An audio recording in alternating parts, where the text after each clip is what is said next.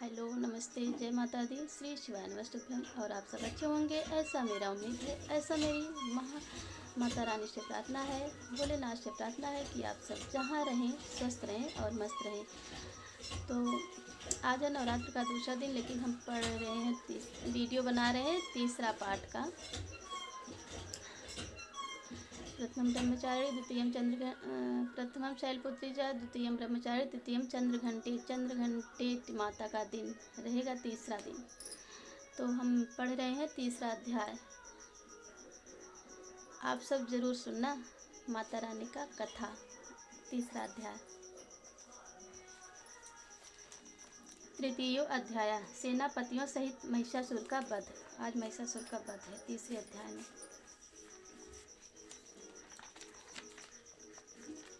जगदम्बा के श्रीअंगों की कांति उदय काल के सहस्रों सूर्यों के समान है। वे लाल रंग की रेशमी साड़ी पहने हुए हैं। उनके गले में मुंडमाला शोभा पा रही है। दोनों स्तनों पर रक्त चंदन का लेप लगा है। वे अपने कर कमलों में जप मालिका विद्या और अभय तथा वर नामक मुद्राएं धारण किए हुए हैं। 3 नेत्रों से सुशोभित मुखारबिंद की बड़ी शोभा हो रही है। उनके मस्तक पर चंद्रमा के साथ ही रत्नमय मुकुट बंधा है तथा वे कमल के आसन पर विराजमान है। ऐसी देवी को मैं भक्तिपूर्वक प्रणाम करता हूँ। जय माता। ऋषि कहते हैं, दैत्यों की सेना को इस प्रकार तहस नहस होते देख महादैत्य सेनापति चिच्छुर क्रोध में भरकर अंबिका देवी से युद्ध करने के लिए आगे बढ़ा। वह असुर रणभूमि में देवी के ऊपर इस प्रकार बाणों की वर्षा करने लगा जैसे बादल मेरुगिर के शिखर पर पानी की धार बरसा रहा हो। तब देवी ने अपने बाणों से उसके बाण समूह को अनायास ही काट कर उसके घोड़ों और सारथी को भी मार डाला। साथ ही उसके धनुष तथा अत्यंत ऊंची ध्वजा को भी तत्काल काट गिराया। धनुष कट जाने पर उसके अंगों को अपने बाणों से बींध डाला। धनुष, रथ, घोड़े और सारथ के नष्ट हो जाने पर वह असुर ढाल और तलवार लेकर देवी की ओर दौड़ा। उसने तीखी धार वाली तलवार से सिंह के मस्तक पर चोट करके देवी की भी बाईं भुजा में बड़े वेग से प्रहार किया।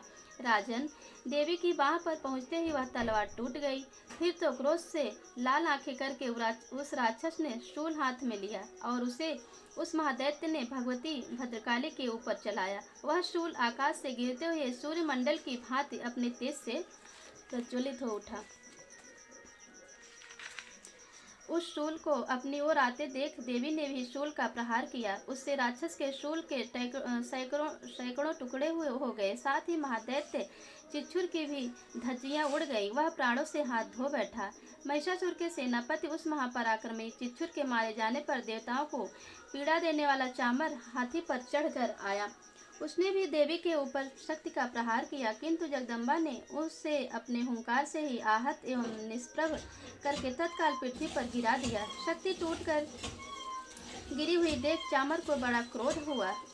अब उसने शूल चलाया, किंतु देवी ने उसे भी अपने बाणों द्वारा काट डाला। इतने में ही देवी का सिंह उछलकर हाथी के मस्तक पर चढ़ बैठा और उस दैत्य के साथ खूब जोर लगाकर वायुयुद्ध करने लगा। वे दोनों लड़ते लड़ते हाथी से पृथ्वी पर आ गए और अत्यंत क्रोध में भरकर एक दूसरे पर बड़े भयंकर प्रहार करते हुए लड़ने लगे। तदंतर सिंह बड़े वेग से आकाश की ओर उछला और उधर से गिरते समय उसने पंजों की मार से चामर का सिर धड़ से अलग कर दिया। इसी प्रकार उदग्र भी शिला और वृक्ष आदि की मार खाकर रणभूमि में देवी के हाथ से मारा गया तथा कराल भी दांतों, मुक्कों और थप्पड़ों की चोट से धराशायी हो गया। क्रोध में भरी हुई देवी ने गदा की चोट से उद्दत का कचूमर निकाल डाला।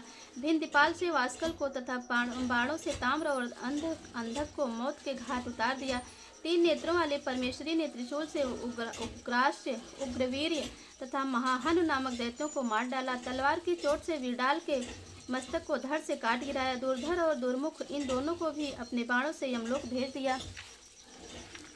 इस प्रकार अपनी सेना का संहार होता देख महिषासुर भैंसे का रूप धारण करके देवी के गढ़ों को त्रास देना आरंभ किया। किन्हीं को थूथुन से मारकर, किन्हीं के ऊपर खुरों का प्रहार करके, किन्हीं किन्हीं को पूंछ से चोट पहुंचाकर, कुछ को सींगों से विदीर्ण करके, कुछ गढ़ों को वेग से किन्हीं को सिंहनाद से, कुछ को चक्कर देकर और कितनों को निःश्वास वायु के झोंक से धराशायी कर दिया।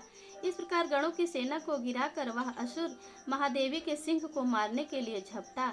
इससे जगदम्बा को बड़ा क्रोध हुआ। उधर महापराक्रमी महिषासुर भी क्रोध में भरकर धरती को खुरों से खोदने लगा तथा अपने सींगों से ऊंचे ऊंचे पर्वतों को उठाकर फेंकने और गरजने लगा। उसके वेग से चक्कर देने के कारण पृथ्वी क्षुब्ध होकर फटने लगी। उसके पूंछ से टकराकर समुद्र सब ओर से धरती को डुबोने लगे। हिलते हुए सींगों के आघात से विदीर्ण होकर बादलों के टुकड़े टुकड़े हो गए। उसके श्वास की प्रचंड वायु के वेग से उड़े हुए सैकड़ों पर्वत आकाश से गिरने लगे। इस प्रकार क्रोध में भरे हुए उस महादैत्य को अपनी ओर आते देख चंडिका ने उसका वध करने के लिए महान क्रोध किया। उन्होंने पाश फेंककर उस महान असुर को बांध लिया। उस महासंग्राम में बध जाने पर उसने भैंसे का रूप त्याग दिया और तत्काल सिंह के रूप में वह प्रकट हो गया। उस अवस्था में जगदम्बा ज्यों ही उसका मस्तक काटने के लिए उद्यत हुई, त्यों ही वह खड्गधारी पुरुष के रूप में दिखाई देने लगा। तब देवी ने तुरंत ही बाणों की वर्षा करके ढाल और तलवार के साथ उस पुरुष को भी बींध डाला। इतने में ही वह महान गजराज के रूप में परिणत हो गया तथा अपनी सूंड से देवी के विशाल सिंह को खींचने और गर्जने लगा। खींचते समय देवी ने तलवार से उसकी सूंड काट डाली। तब उस महादैत्य ने पुनः भैंसे का शरीर धारण कर लिया और पहले की ही भांति चराचर प्राणियों सहित तीनों लोगों को व्याकुल करने लगा। तब क्रोध में भरी हुई जगन्माता चंडिका का बारंबार उत्तम मधु का पान करने और लाल आंखें करके हंसने लगी। उधर वह बल और पराक्रम के मद से उन्मत्त हुआ राक्षस गर्जने लगा और अपने सींगों से चंडी के ऊपर पर्वतों को फेंकने लगा। उस समय देवी अपने बाणों के समूह से उसके फेंके हुए पर्वतों की चूड़ करती हुई बोली। बोलते समय उनका मुख मद के मद से लाल हो रहा था और वाणी लड़खड़ा रही थी। देवी ने कहा, ओ मूढ़, मैं जब तक मद पीती हूँ तब तक तो क्षण भर के लिए खूब गर्ज ले। मेरे हाथ से यही तेरी मृत्यु हो जाने पर अब शीघ्र ही देवता भी गर्जना करेंगे।